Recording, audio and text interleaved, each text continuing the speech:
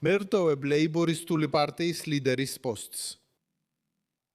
დღეს დილით ჩემი გადაწყვეტილება მის უდიდებულესობას მეფეს შევათხოვინე. დიდი ბრიტანეთის პრემიერ-მინისტრმა კირ სტარმერმა გადადგომის შესახებ განცხადება გააკეთა მთავრობის შიგნით რამდენიმე კვირიანი არეულობის შემდეგ, რის შედეგადაც ბრიტანეთს ბოლო 10 წლეულებში მე-7 ლიდერის შეცვლა მოუწევს. მაგრამ უკრაინისა და ევროპისათვის ბრიტანეთში პრემიერ-მინისტრის შეცვლამ შეიძლება როგორც სერიოზული პრობლემები, ასევე მნიშვნელოვანი შესაძლებლობები მოიტანოს. კირ სტარმერს უკრაინის პრეზიდენტ ვოლოდიმირ ზელენსკის საკმაოდ ახლო მეგობარს უწოდებენ რუსეთის წინააღმდეგ ბრძოლის საკითხში. და სწორედ სტარმერი და მაკრონი ერთად ავითარებდნენ მსურველთა კოალიციის იდეას, სამშვიდობოების იდეას უკრაინაში ცეცხლის შეწყვეტის შემდეგ. და სწორედ მათ ორმა არ მისცეს დონალდ ტრამპს უფლება უკრაინა ვლადიმირ პუტინისთვის ჩაებარებინა. მაგრამ მაისში ლეიბორისტებისთვის კატასტროფული ადგილობრივი არჩევნების შემდეგ მისმა თანაპარტიელებმა თავად კირ სტარმერს თხოვეს გადამდგარიყო. დიდი ბრიტანეთის ახალი პრემიერ-მინისტრის პოსტზე მთავარი კანდიდატი დიდი მანჩესტერის მერი ენდი ბერნემია, რომელსაც ბრიტანეთში უკვე დიდი ხანია ჩრდილოეთის მეფედ მოიხსენიებენ.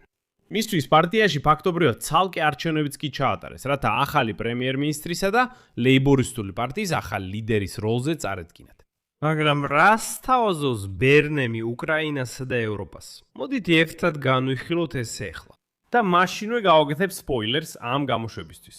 ლვოვის მერი ანდრეი სადოვი დიდი ბრიტანეთის ასეთი პრემიერ-მინისტრით ძალიან გაიხარებს. ლვოვის მერი და ბრიტანეთის პრემიერი რა კავშირშია? ამასაც განვიხილოთ ამ გამოშვებაში. მე მქვია ალექსეი პეჩი. მოდით ერთად განვიხილოთ ეს თემა, მაგრამ სანამ დავიწყებთ, გთხოვთ, გამოიწეროთ არხი, დაალაიქოთ და დაწეროთ ნებისმიერი თქვენი კომენტარი ამ ვიდეოს ქვეშ.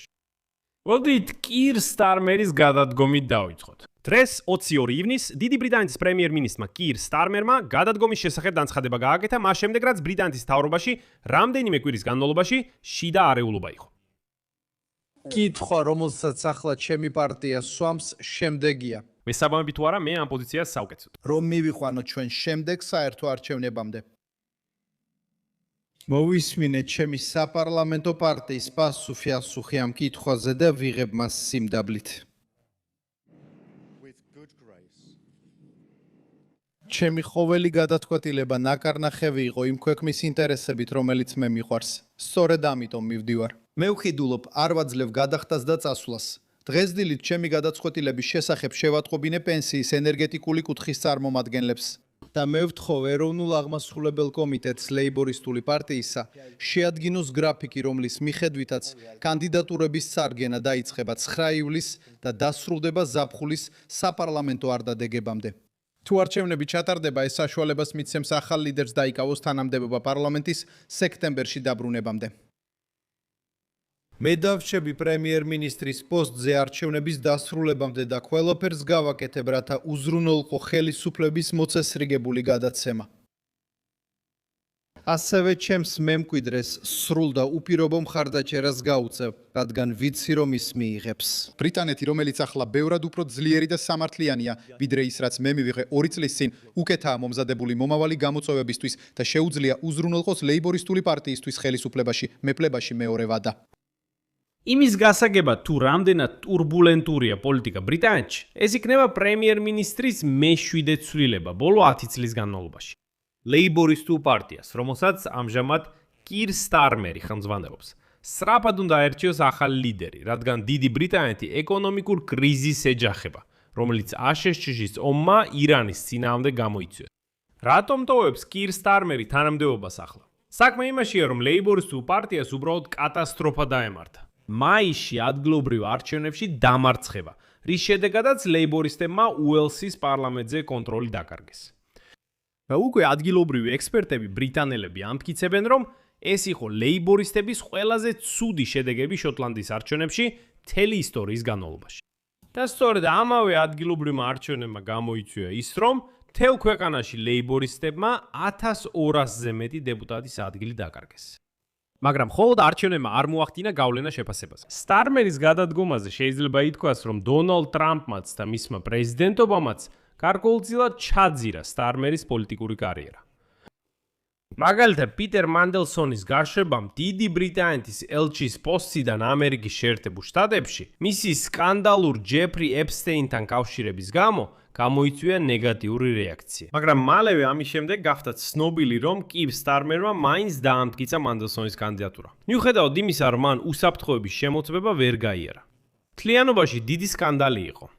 მანდელსონს უკვე დაუმტკიცდა კავშირები ეპსტეინთან. სტარმერმა თითქოს იცოდა ამის შესახებ და თქვა, რომ მაინც იყოს ბრიტანეთის წარმომადგენელი აშშ-ში. მაგრამ ამის შემდეგ სტარმერი ამ ხილებისგან დისტანცირდა და განაცხადა, რომ აბსოლუტურად გაბრაზებული იყო იმით, რომ მისი მთავრობის წევრებმა მანდელსონის დანიშვნა გაატარეს, მიუხედავად რისკისა. მან ეს მიუტევებლად მოიხსენია და განაცხადა, რომ საერთოდ არ იყო საქმის კურსში. მაგრამ მაშინ ბევრმა სტარმერს არ დაუჯერა. მაგრამ სტარმერმა მანდელსონი უბრალოდ ასე არ აურჩევია. მიუხედავად მისი კავშირებისა ეპშტეინთან, სტარმერი თვლიდა, რომ მანდელსონის გამოცდილება ვაჭრობის სფეროში დაეხმარებოდა მას გაერგვია აშშ-ის პრეზიდენტ დონალდ ტრამპის მიერ დაგეგმილ ტარიფების პოლიტიკაში. თითქოს მანდელსონი მუშაობდა ეპშტეინთან, ეპშტეინი მუშაობდა ტრამპთან, პლუს მანდელსონი მუშაობდა ფინანსისტებთან, რომლებიც ასევე ტრამპთან თანამშრომლობდნენ და შესაბამისად ის დაეხმარებოდა მას გაერკვია ამერიკის პრეზიდენტის აზროვნებაში. მას შემდეგ, რაც მანდელსონის და ეპშტეინის ურთიერთობის დეტალები გახდა ცნობილი, მანდელსონი გაათავისუფლეს 2025 წლის სექტემბერში.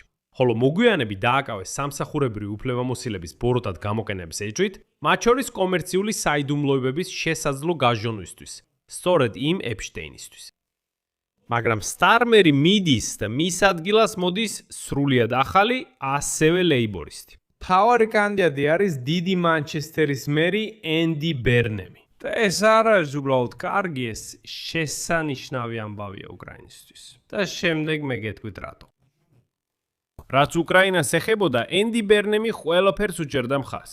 ის აქტიურად იყო ჩართული უკრაინის ჰუმანიტარულ დახმარებაში. ველური დაუბანელი რუსების უკრაინაში სრულმასშტაბიანი შეჭრის დაწყებიდან. სრულმასშტაბიანი ომის მეორე დღეს ბერნემმა წერილი მისწერა თავის უკრაინელ კოლეგებს, ქალაქების მერებს, რათა გამოიხადა თავისი მხარდაჭერა და სოლიდარობა. და აი მაშინ მან შემდეგი დაწერა. წერ რათა გამოხატო ჩემი შოკი, მწუხარება და აღშფოთება უკრაინაში მიმდინარე შეჭრის გამო. დიდი მანჩესტერი მტკიცე კავშირებს ინარჩუნებს უკრაინასთან და ჩვენი რეგიონი ათასობით უკრაინული წარმოშობის ადამიანის სახლია. ჩვენი მთელი მოსახლეობა სოლიდარულია თქვენთან და თქვენს მოქალაქეებთან ამ საშინელ დროს. მას შემდეგ ბერნემი და მისი ქალაქი უამრავ დახმარების აქციას ატარებდნენ უკრაინის დასახმარებლად. ჰუმანიტარული დახმარების შეგროვება, ფინანსური დახმარების შეგროვება და ასე შემდეგ და ასე შემდეგ და ასე შემდეგ. 2024 წელს ბერნემი რუსეთის სრულმასშტაბიანი შეჭრის მეორე წლის თავზე უკრაინის უცვლელის უცვლელ მხარდაჭერას კიდევ ერთხელ უსვამდა ხაზს. მისი ციტატა: 2 წლის წინ ჩვენ უკრაინის ხალხს დაუპირდით, რომ მათ გვერდით ვიდგებოდით და ჩვენი ქალაქ რეგიონი სიტყვებს ქარს არატანს. ჩვენ გხედავთ, ჩვენ გიღებთ, ჩვენ კვლავაც გიღებთ აქ და თქვენთან მიქნებით იმდენ ხანს, რამდენიც საჭირო იქნება.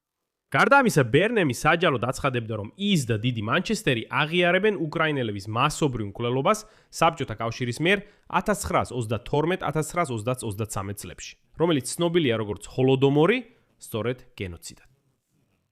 საინტერესოა, რომ ენდი ბერნემი ლვოვის მერ ანდრეი სადოვისთან და ლივერპულის ხელმძღვანელ სტივ როთერემთან ერთად დაარსა ეგრეთ წოდებული ურღვევი ქალაქების ქსელი, Unbroken Cities Network. და ეს ქსელი შეიქმნა კიდევ ერთი პროექტის მხარდასაჭერად. პროექტი ურღვევები. ეს არის უკრაინის ეროვნული რეაბილიტაციის პროგრამა, რომელიც შექმნილია ქვეყნისთვის ომის შედეგად მიღებული ფიზიკური და ფსიქოლოგიური ტრავმების დასაძლევად. პირველ რიგში, რა თქმა უნდა, უკრაინის სამხედრო მოსამსახურეებისთვის. უკვე აპრილში ბერნემი მასპინძლობდა ლვოვის მერს ანდრეი სადოვოის და ბუჩის მერს ანატოლი ფედორუქს. გარდა ამისა, 2022 წელს დიდი მანჩესტერის მერმა ჩრდილოეთ ინგლისის პარტნიორებთან ერთად შექმნა ინიციატივა United for Ukraine. ორგანიზაციის ვებგვერდზე გამოაქვეყნეს კარგი ვაკანსიების სია და ამ საქმებლებისგან, რომლებიც მზად არიან უკრაინელებს დახმარება გაუწიონ. ამავე ვებგვერდი ადამიანებს სხვა სერვისებზეც მიუთითებდა, როგორიცაა ინგლისური ენის უფასო კურსები, საბანკო ანგარიშების გახსნა, ფინანსური მართვის კონსულტაციები, საცხოვრებელი ბავშვებზე ზრუნვის საკითხები და ასე შემდეგ და ასე შემდეგ და ასე შემდეგ. საერთოდ ეს იყო ბაზა უკრაინელებისთვის, რომლებიც სრულ მასშტაბიანი ომის დაწყების შემდეგ ბრიტანეთში ჩავიდნენ, რათა შეეძლოთ გაეხსნათ და ერთდროულად აბსოლუტურად ყველაფერი ეპოვათ. ასევე აღნიშნავ, რომ ენდი ბერნემი უკვე ცდილობდა ლეიბორისტული პარტიის ლიდერად გახდომას. ის ორჯერ იხრიდა კენჭს და ორივეჯერ დამარცხდა. მაგრამ ეხლა ეს შეიძლება იყოს ის შემთხვევა, როცა ამბობენ მესამედ გაუმართლებსო. კირ სტარმერის გადადგომის შემდეგ ბევრი ლეიბორისტი დეპუტატი გაერთიანდა ახლადარჩეული მეიკერფილდის დეპუტატის გარშემო. აქ მნიშვნელოვანია ავინიშნოს, რომ პირველი სერიოზული ბარიერი დაუნინგ-სტრიტისკენ გზაზე ენდი ბერნემმა უკვე გადალახა გასულ კვირას, როცა მოიგო შუალედური არჩევნები მეიკერფილდში. მან დაამარცხა მეორე ადგილზე გასული რეფორმ UK-ის პარტიის კანდიდატი. ეხლა სწორედ ის შეიძლება გახდეს დიდი ბრიტანეთის ახალი პრემიერ-მინისტრი. მაგრამ აქ ჩნდება, როგორც ამბობენ, საინტერესო სიუჟეტური შემოbrunება. საქმე იმაშია, რომ პარტია რეფორმ UK-ის ლიდერმა ნაიჯელ ფარაჯმა უკვე მოუწოდა ვადამდელი არჩევნების ჩატარებას პრემიერ-მინისტრ კერ სტარმერის გადადგომის ფონზე. ფარაჯის თქმით, პარტიებს არ შეუძლიათ უბრალოდ ასე თავიანთი სურვილით პრემიერ-მინისტრების შეცვლა. საბოლოოდ არჩევნებზე ამ მომრჩევლები ხმას აძლევენ არა მხოლოდ პარტიას, არამედ კონკრეტულ ადამიანს, რომელიც პარტიის გამარჯვების შემთხვევაში პრემიერ-მინისტრი გახდება. ამიტომ ფარაჯის თქმით, პრემიერის შეცვლა პარტიის შიგნით გავს ბანანის რესპუბლიკას, სადაც თავად საყოველთაო არჩევნებისა და დემოკრატიის პრინციპები გაუფასურებულია.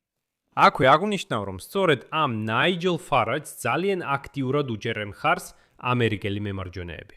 მას მხარს უჭერს დონალდ ტრამპიც. მას მხარს უჭერს ანა პაულინაც, რომელიც კონგრესსუმენია და რომელმაც ცოტა ხნის წინ რუსეთის დეპუტატები ამერიკის შეერთებულ შტატებში მიიწვია.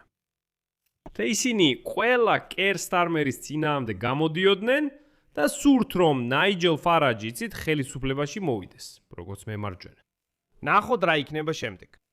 აი რაც შეეხება ბერნემს, ეს უკრაინისთვის კარგი ამბავია. ეს ნიშნავს როგორც უკრაინისთვის, ასევე ევროპისათვის. ევროპისთვის ბრიტანეთის პოზიცია არ იცვლება. ლეიბორისტები როგორც პარტია ყოველთვის იყვნენ და იქნებიან უკრაინის მხარეს. აქ მრავალწერტილს ვსვამ. თქვენი აზრი და დასკვნები დაწელეთ კომენტარებში ამ გამოშვების ქვეშ. გამოიწერეთ არხი, მოიწონეთ გამოშვება და არ დაგავიწყდეთ ზარის დაჭერა. თუ გსურთ ამ YouTube არხის მუშაობის მხარდაჭერა, შეგიძლიათ ფინანსურად დაეხმაროთ ნებისმიერი შემოწირულობით. ამ ვიდეოს აღწერაში მოცემული ბულებისა და რეკვიზიტების საშუალებით. ამით დასრულდა ყველაფერი. იზრუნეთ საკუთარ თავზე. ყველას მშვიდობით.